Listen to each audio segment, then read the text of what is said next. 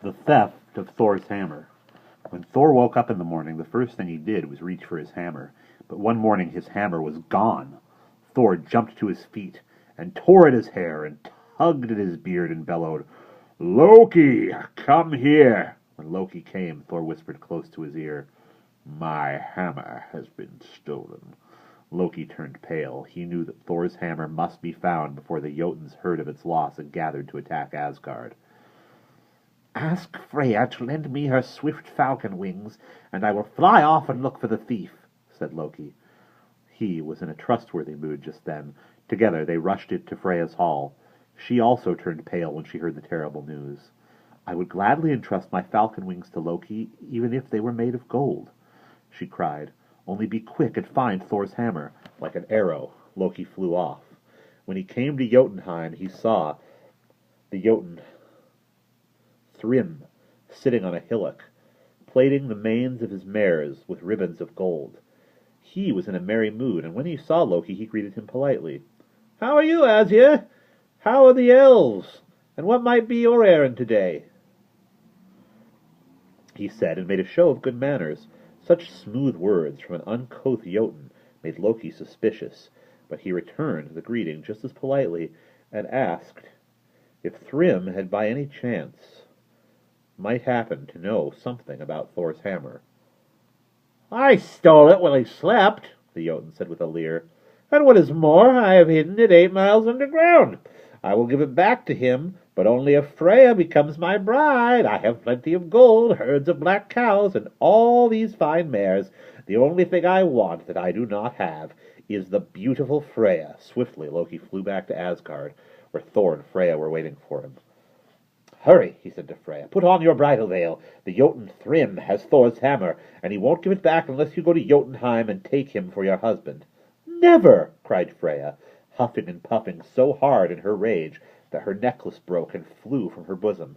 "Never shall it be said that Freya was so lovelorn she took a Jotun for a husband."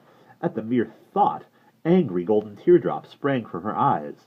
The other Asir were now called in, and the goddesses too. They all agreed that Freya must not marry a Jotun, but that Thor must have his hammer back. They thought hard, and at last Heimdall spoke up. "You must go yourself, Thor," he said. "You must wear Freya's wedding dress and play the blushing bride." Thor protested loudly, but all in vain.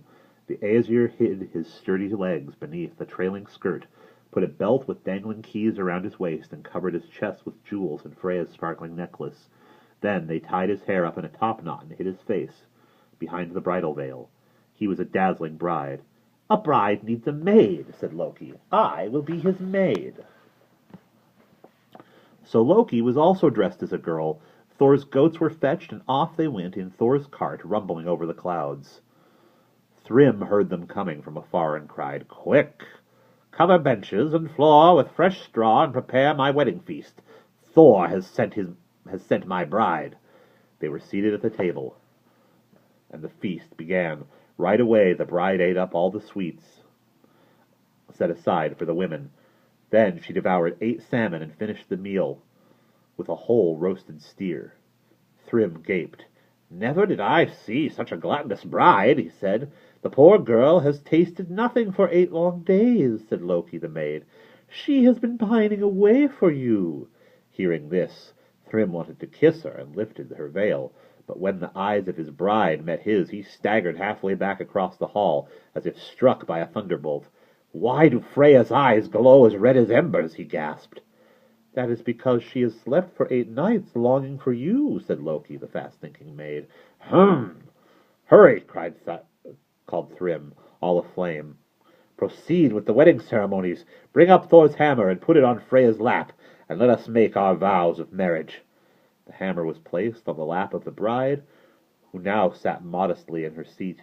Thor's heart laughed within him as his hand closed on the handle. He rose to his feet and wriggled his eyebrows. The veil fell down, and with flashing eyes he lifted his hammer and threw it.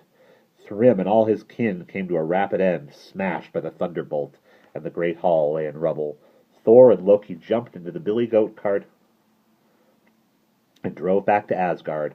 Now that Thor held his hammer in his hand, They did not much mind the women's skirts about their knees. Thunder rumbled and lightning flashed, and all the Aesir drew a sigh of relief.